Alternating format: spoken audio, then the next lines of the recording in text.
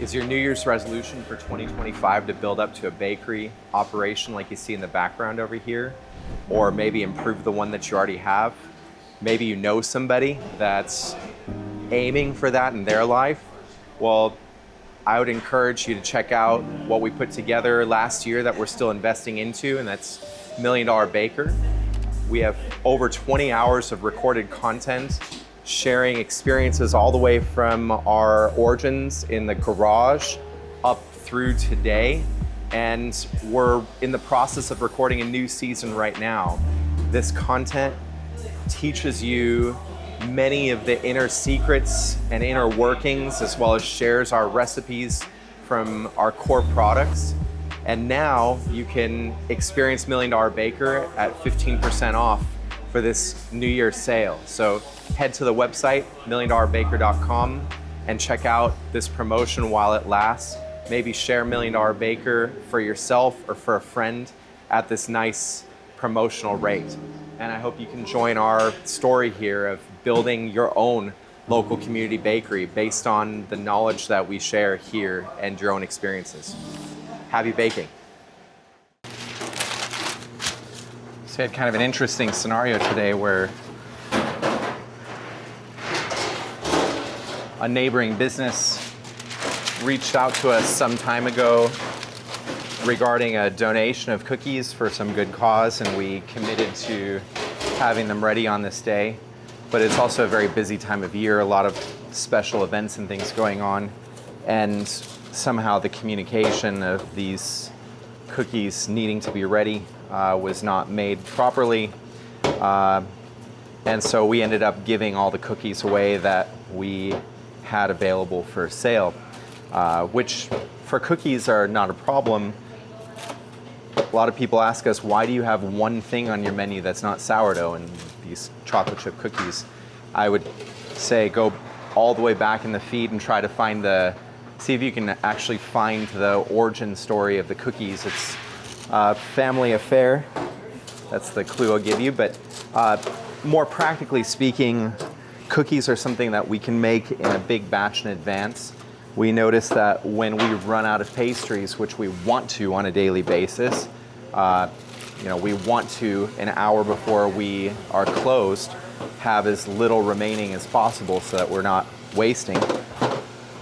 And cookies allow us to replenish our stock strategically because you can have them in a refrigerator ready to bake and waiting for you for a longer period of time than you can something that's sourdough. So it's just practical to have one thing on the menu that we can resupply, because when there's nothing sweet in the case and there's just bread also sells worse, oddly.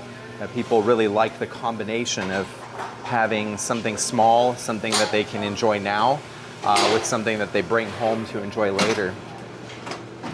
That could also be a useful insight for any of you who are thinking about running a bakery. You don't have to have croissants to be successful, but I would say that you do have to have something small to go with just bread. That's not to say no one has ever built a bakery just on bread. I actually know somebody nearby in Tucson that's a very acclaimed baker that mostly just makes bread, but I think it's harder to get there. And I know even the individual I'm thinking about spent a lot of years alone in a garage building up the demand for their bread. So having something like croissants or cookies on your menu can be really helpful. Right now, what I'm dreaming of even more is getting to the point in our production system that we've been building for the last year and a half to incorporate custom orders into our workflows. It's a bit of a holy grail, if you will, because right now we don't allow for custom orders, yet we get requests probably more each week than there are days of the week amongst our bakeries. And these are high dollar requests that could be lucrative for us. But whenever we take orders in advance, this kind of a risk happens where there's extra communication that needs to happen. a lot of moving pieces already in our operation, and things can get kind of lost in translation. So we're currently working on building a custom ordering platform that integrates with our production system, so that if somebody pre-orders some bread for 3 weeks from now online, our production system will automatically adjust the supplies that we need, the ingredients that we need, and then the workflows that we need to accommodate that order when the time comes. So when that comes onto our system, we'll be one step closer to having a bakery system that is truly comprehensive. We've made it a long way in the last year in building that thing, but for now we still have these kind of outlier problems where we can't take custom orders, and when we do, we might end up having to bake a lot of extra cookies. But that's also why we donated cookies and not croissants, so that if something were to happen, it's as easy as going in the refrigerator, pulling out some cookies and baking them. Whereas I can't do this with croissants. It takes days to prepare them, and we only have a certain amount prepared, for the next day's sale. So doing something like this would be robbing from the next day's sale, if it was even possible to begin with. Because keep in mind, with sourdough croissants, they have to live in a proofer for like 12 hours before the bake. So if somebody walked in saying, you owe me X amount of croissants, and I had to give them everything I have for sale, well, there goes the opportunity for the whole day, because by the time I were to replenish the case, the whole sales day would have been gone. So these are some of the hidden challenges of having a bakery and scaling that bakery up. Communication becomes a really, really important piece of the puzzle, and one that is generally a struggle at all facets. So something that we can improve upon even with our systems, so that communication can flow more naturally. We sort of have to anticipate all of these variables ahead of time when we build things, and when we build them into our requests. We have customers that ask us all the time, why can't we place orders in advance? And it's very hard to explain in a way that a customer would appreciate in a matter of seconds that actually it's really complicated.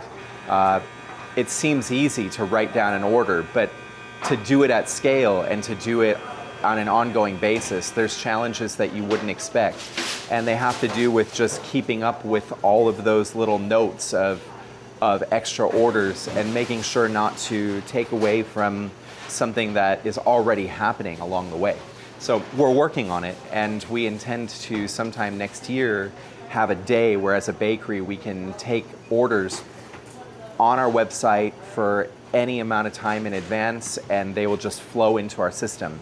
But we have to do the legwork of building that kind of software to accommodate it, because oddly, from what we can tell, such integrations don't already exist in the kind of out-of-the-box payment solutions most of us small businesses use, like Square Toast, Shopify, those things. They aren't production systems, they are point-of-sale systems.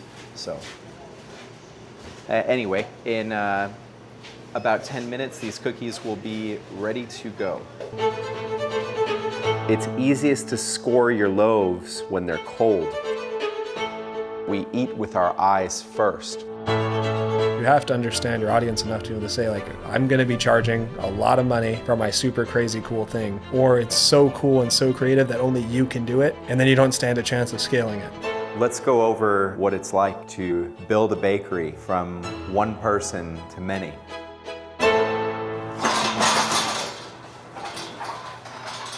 Something cool about cookies is that of all the different bakery products you can make, they are the most accepting of a wide variety of flours. So you can make these chocolate chip cookies with any of the whole grain flours that we have here at Proof. I mean, you probably wouldn't want to go like 100% buckwheat, because again, that's like a legume. But you could really also rye. I wouldn't go 100% rye because it's a different grain altogether. But if you wanted to make like 100% cookies from Rouge Bordeaux, if you wanted to make 100% cookies from Coruscant, if you wanted to make 100% cookies with white Sonora, you'd get decent results. And then you can, of course, use them proportionally as well. as just nuanced flavor in your cookies. So all three of those, and the buckwheat and the rye as basically portions of the overall flour component, would work excellent in cookies. Typically I salt them beforehand, but in the rush we didn't. So it is better to add the salt onto cookie dough rather than finished cookies, but I'd still rather add it now than not at all. It adds a nice flavor balance to the sweetness of these chocolate chip cookies.